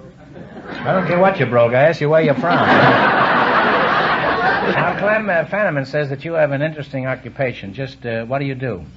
Well, sir, I'm a rodeo rider. You're a radio writer?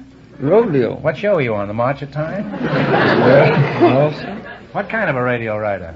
A rodeo rider, you know. Oh, a rodeo rider. That's Well, that's a horse of a different color, huh? How did you happen to get into that kind of a job? Well, sir, I was raised back home on the ranch, and all the boys that I knew, you know, they rodeoed for a living, and golly, you know, it's a lot better deal of doing that than it is working for a living. Well, it makes a lot of sense, Clem. Makes horse sense, as a matter of fact. Now, let's go shopping in your store.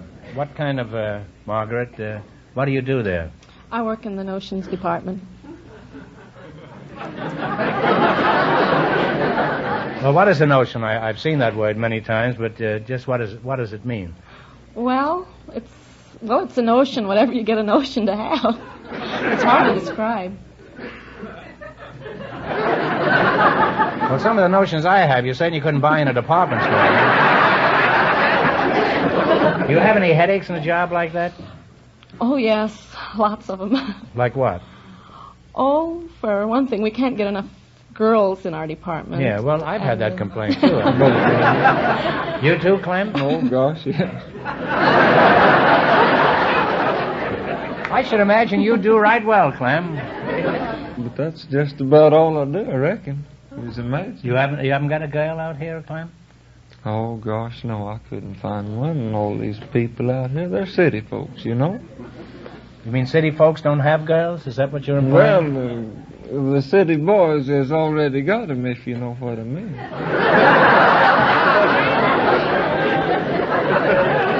How about down there in Kadiddlehopper where you were born? Is that the name of it? How about that? Did you have a girl down there? Yeah, I had one down there. And is that why you came up here? No, not hardly. Well, is she pining for you down there in the middle of the road, the highway? Well, she might be, but I don't hardly think so now. I'm fixing to get a new one if I get the right kind of an opportunity, you know. Well, what would you regard as a likely opportunity? Well, shucks, I reckon just one that wasn't married.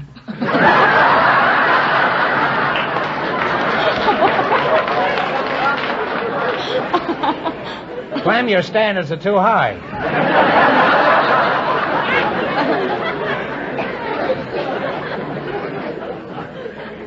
Now, in just 1 minute, you're going to play You Bet Your Life for a chance at the $2,000 question. Right now, I want you to pay close attention to some mighty interesting information. Have you seen, have you driven the new DeSoto Fire Dome 8? It's America's most spectacular new car, featuring the revolutionary new DeSoto 160 horsepower Fire Dome V8 engine that's the talk of the engineering world. What a thrill when you get behind the wheel of the new DeSoto, when you feel the tremendous surging power, the instant acceleration at your command at all speeds. Because DeSoto's new 160 horsepower Fire Dome V8 engine is America's most powerful engine design.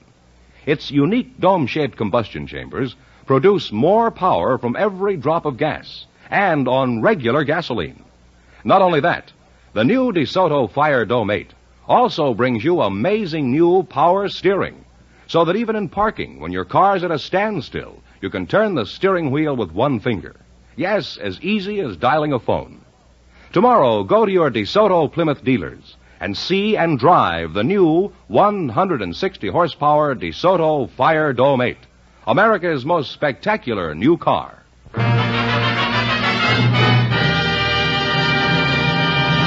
By the way, congratulations. Congratulations, Fenneman. Huh? You know, George was voted the best announcer in television by 1,500 newspaper editors in the recent Fame poll.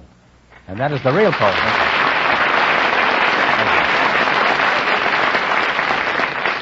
And I was delighted to find out that you won this, George. And I hope that you don't try to strike us for more money. That's all. Now, here we go. Let's see how high you can build your $20. You selected songs about animals as your category. How much of the $20 you going to bet? Well, I think about $16. I reckon that'll be a plenty one. $16. Well, okay. Give me the title of this animal song. Play, Jerry.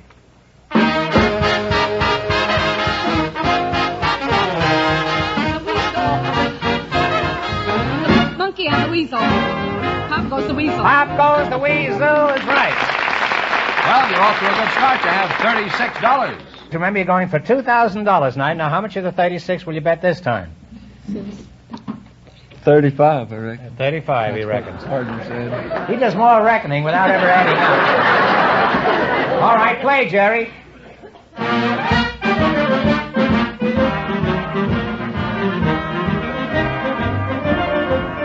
Woo! Donkey Serenade.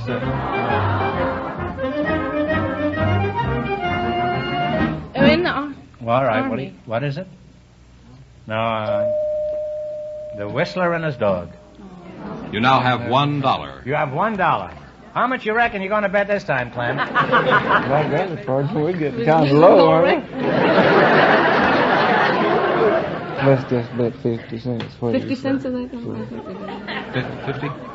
50 cents. Let's see if you can identify this animal song. Play, Jerry.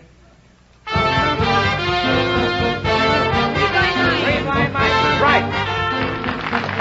You now have $1.50. And here's your last chance to beat the other couples. How much are you going to reckon? Oh, let's might as well bet it all. Shucks, let's save just a little bit. Let's okay.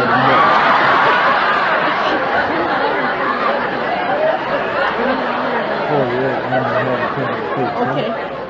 I'm going to bet $1.48. You're going to bet $1.48, eh? He's reckoning us, and we're wrecking him. All right, here we go for $1.48. Play. Old gray mare, she ain't what she used to be. The old gray mare, she ain't what she used to be. And you'll wind up with $2.98. Nobody leaves here with $2.98. I'm going to give you one more question, get it right, and we bring your winnings up to $25. You ready? How long do you cook a 3-minute egg? 3 minutes is right.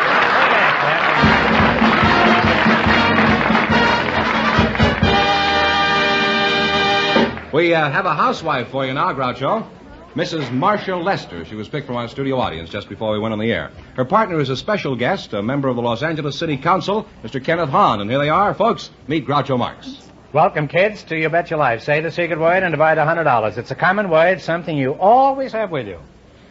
Mrs. Marshall Lester and Councilman Kenneth Hahn, eh? Oh, come now. Are you really a councilman? Yes. Yes, I am. Can't be. You've got your hands in your own pockets. I apologize, Mr. Hahn. I didn't really mean that. It just slipped out. Will you ignore what I just said? Certainly. He's a politician, all right. He'll ignore anything we voters have to say. Mrs. Marshall Lester, you're the housewife, huh? Yes. I'll call you Marcia, and you can call me Mallow. How'd you meet your husband? Well, I was coming out of the makeup, and he just loaded with packages. You were, eh? And, I hope you didn't get stuck in a revolving door. well, almost just as bad. I slipped, and it was raining, and I was trying to hold my little umbrella, and I pulled my husband down, an innocent bystander with me. And that's how we met. He helped me up, and he's been helping me ever since. Sounds like a real romance. They fell for each other in the month of May. Oh, no, that was a department store. Mr. Kenneth Hahn, you're a councilman, eh? I find it very stimulating talking to a councilman. Can you fix a traffic ticket? No, Groucho. Well, I don't see any point in continuing this conversation. I can't keep calling you Mr. Hahn, a young, fine-looking fellow like you, a councilman. What shall I call you? My friends call me Kenny. Incredible. A man in public office who still has friends? Why, his son Kenny. How old are you, Ken? 31. 31, huh? And how long have you been in office? I've been in office 5 years. I imagine you've had some interesting experiences with your constituents. Do you remember any hot ones that you could relate? Well, just a week or so ago, a lady called me at my home at 10:30 at night. Are you married? Yes, I am. And, so she called me at 10:30 at night. Got Where me was out your of- wife? My wife was in bed. Where were you? I was in bed too, and the phone was ringing. So I jumped up to answer it. I thought it was some kind of emergency call. Well, what kind of an emergency call did a politician get? Oh, we get them plenty of calls, Groucho. Is that so? People in trouble or in jail, or they got a house is burning, or they want somebody to go to the hospital. Half the time they call a councilman instead of calling the right departments. So anyway, this lady calls me and says, You're not going to let me horn in on this at all. He's going to wind up being governor. Then you're going to chase those grunion, you know that. It'll be a lot of fun to do.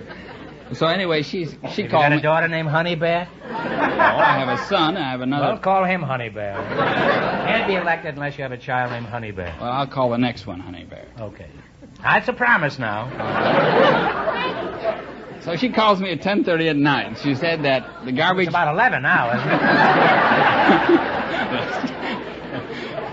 She said. On with the story. All right, on with it. She said. And the torpedoes. She said the garbage man forgot to pick up her garbage for 2 consecutive times. She said she lives in a 4-family flat, that her garbage pail is full, her neighbors are full, and she's using the dish pan. She got all the dishes, and her husband's mad at her, and she wanted me to do something about it. So I called for emergency truck to see what they could do to help this lady out.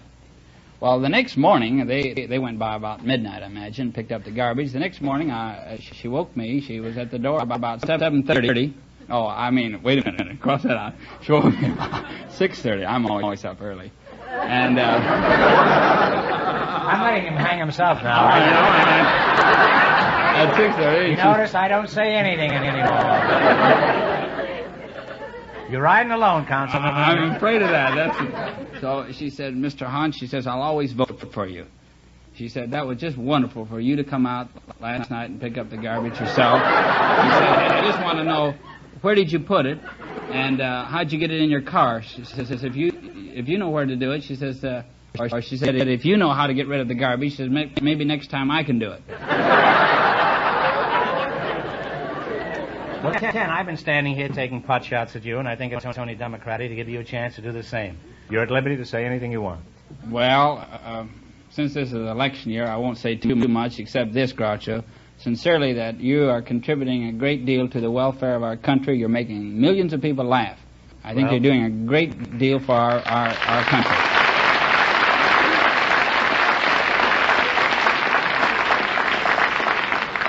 Well, that's very flattering, and next election I'll run to the polls and vote for you. Is that okay? But you don't live in my district, do you? Well, don't let that stop you. Well, I've kidded you, Mr. Hahn, but it was only in jest. And if you really want to find out what the people are thinking about it, you should take a look at the new DeSoto Fire Dome 8. Would you take a look at it for me? I will, Right. tomorrow morning. Not too early, huh? Now you're going to play You Bet Your Life. You beat our other couples, and you get a chance at the $2,000 question. I can't tell you how much you have to win, but George is going to remind our listeners.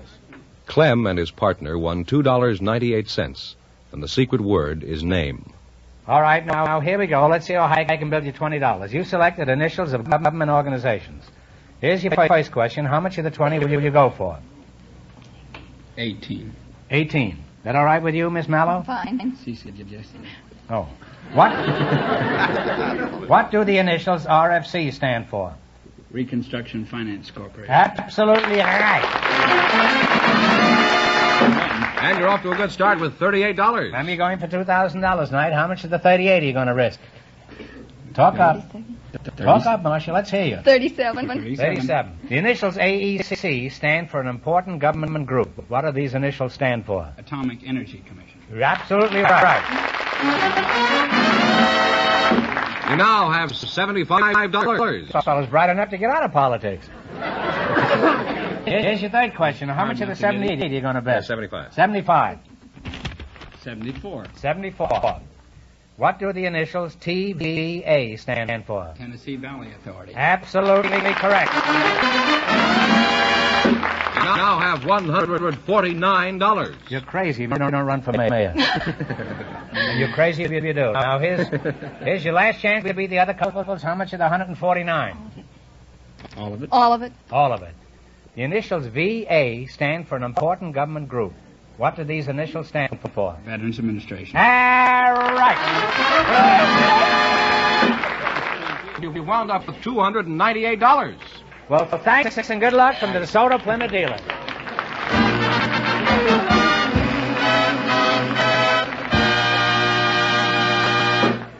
We have a school teacher and a telephone operator for you now, Groucho. Mr. Robert Crawford is the teacher, and Miss Virginia Ryan is the operator, chosen by our studio audience just before we went in the air. And here they are. Splendid. Folks, meet Groucho Marx. Well, welcome. Welcome for the DeSoto Plymouth dealer. Say the secret word and divide $100. It's a common word, something you always have with you. Miss Virginia Ryan. And you're a telephone operator, is that right? Yes, sir. Where are you from, Virginia? Iowa. Are you married? No. Oh. That's terrible, a telephone guy without a ring. Well, I'll have to put in a plug for you sometime, huh? How is it, how come you're not married? Let's get colloquial here. Huh? Well, I'm not in any hurry. She's a telephone operator, all right.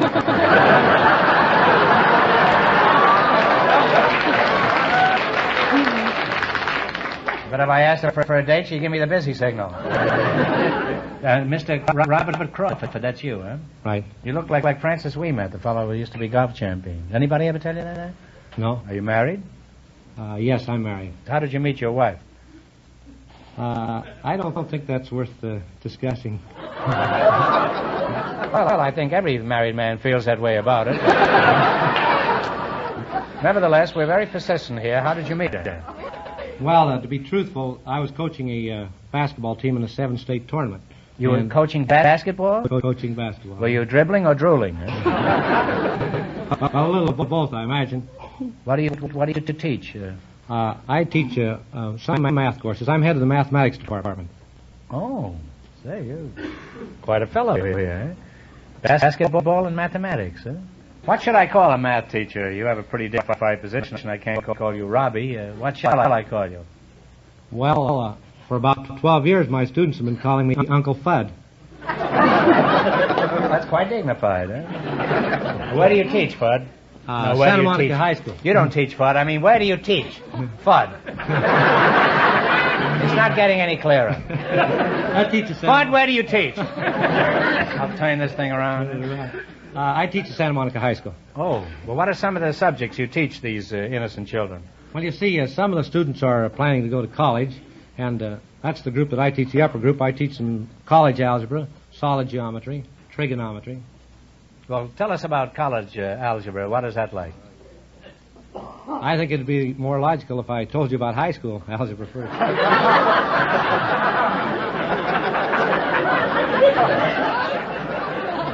That's not quite true. It'd be more logical if you first told me about kindergarten algebra.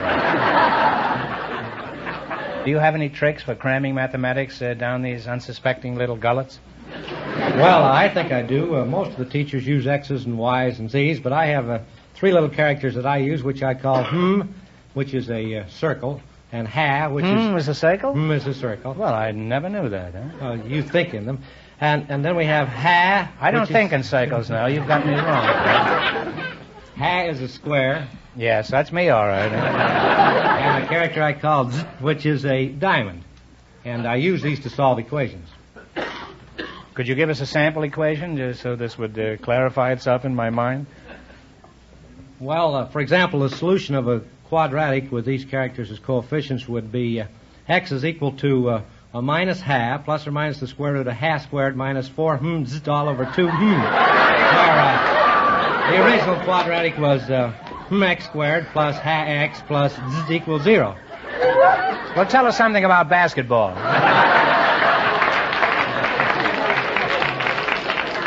Well, I've learned a lot tonight, and I'll probably get a bill from the phone company for all this extra conversation. Even talk isn't cheap anymore. Now you're going to play You Bet Your Life for a chance at the DeSoto Plymouth $2,000 question. All you got to do is run your $20 into more than our other couples. Can't tell you how much you have to win, but George is going to remind our listeners. Councilman Hahn and his partner lead with $298. Oh, I have a note here to remind me to tell you something. A good friend of mine, S.J. Perelman, has written a slanderous piece about me in the new issue of Holiday magazine. I think you'll like it. You'll find it in the April issue of Holiday. He's a wonderful writer, and even if you don't like the subject matter, I think you'll be crazy about it. Now then, we'll play the quiz. All right, here we go. Let's see how high I can bid you $20. You selected husband and wife teams of radio and television. Here's your first question. How much of the $20 will you bet and talk out loud? $19.52. Here we go. One of the most popular husband and wife teams in radio actually used their own kids, Ricky and David, on their program. What is the name of this couple? Ozzie and Harriet. Ozzie and Harriet is right. You're off to a good start. You have $39.52. By the way, I saw them in their new movie, Here Come the Nelsons, the other night, and it's real George. For you squares in the audience, that means very good, and I recommend that you go see it. Remember, you're going for $2,000 tonight. Now, how much of the $39.52 are you going to bet this time? $39? It'll be fine. Oh, make it tough on yourself. You're a math teacher. $39 $39.08. $39.40 and 2 mils. And don't forget, the mills of the gods grind slowly. But they grind exceeding fine. Now, what's he going to bet? How much you going to bet? Don't let him talk you out of it now, Scott. $39.40 and 2 mils. That's right. This man is allegedly a graduate of the University of San Francisco. He ought to know that. 402. All right, here we go. Who played the title roles in The Halls of Ivy? Ronald Coleman and his wife, Benita. Benita Coleman. That's close enough. We'll give you that. I have it. Just a moment. How much have you got? 78.92.2. Exactly what I had. And I had it right on the tip of my tongue, too. All right, what is the name of the couple who live in... how much you bet? We will bet $78.90. And no sun teams? And that's good and enough. 3 pesos, huh? I got 3 pesos. All right, what is the name of the couple who live in Wistful Vista? Fibber McGee and Fibber Molly. McGee and Molly. Just a moment. How much have they got, Fudd? Oh, let's see. I lost track. All right. I've got it. You have $157.82 in 2 of those mills. Now they got 4 mills. Now they got the Mills brothers. All right, it's your last chance to beat the other couples. How much you going to bet? We'll bet $157.81. Okay. I Love Lucy stars a husband and wife team. What are their names? Lucille Ball and Desi Arnaz. Absolutely. Answering all those questions. You wind up with $315.63, 2 mills, and that means that you two, in just 1 minute, get the chance at the DeSoto Plymouth $2,000 question.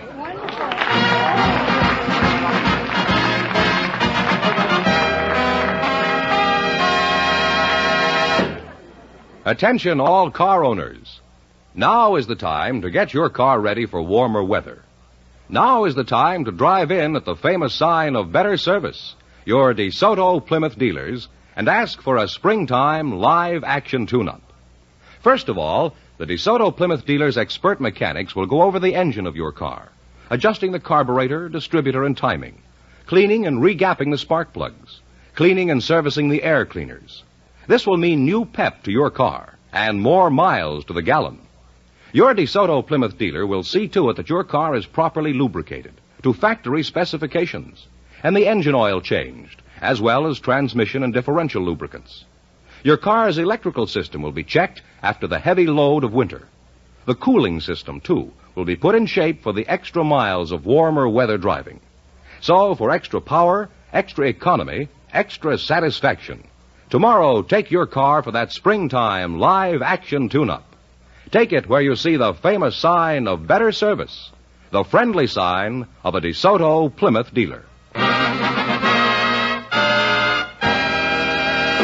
And here comes the school teacher and the telephone operator, the winning couple, all set for the DeSoto Plymouth $2,000 question. All right, here we go for $2,000. I'll give you 15 seconds to decide on a single answer between you. Think carefully, and please no help from the audience. Ready? One of the most dramatic episodes of World War II occurred in December 1939, when a German pocket battleship was scuttled and burned off the coast of Uruguay. For $2,000, what was the name of this ship?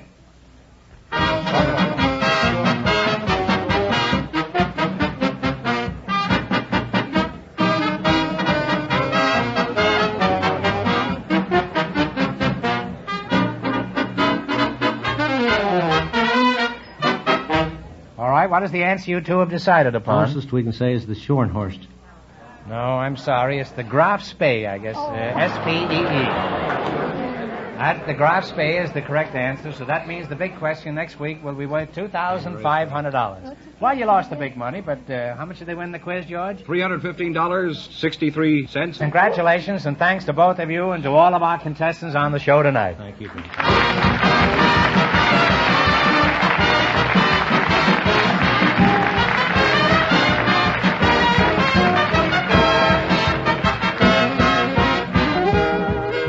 Tune in again next Wednesday night at the same time for the Groucho Marx Show, when the big question will be worth $2,500. And don't miss Groucho's television show, also presented by the DeSoto Plymouth Dealers of America. And remember, all dealers who sell DeSoto also sell Plymouth. Two great cars, both products of the Chrysler Corporation. And when you drive in, tell them Groucho sent you. Good night, folks, and remember, see DeSoto Fire don't make tomorrow.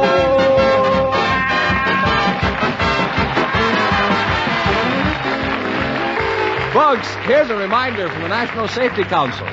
The 3 R's of safe driving are ready, reasonable, right. You Bet Your Life, transcribed from Hollywood, is produced by John Goodell, directed by Robert Dwan and Bernie Smith, music by Jerry Fielding. This is George Fenneman signing off for the more than 3,000 DeSoto Plymouth dealers from coast to coast.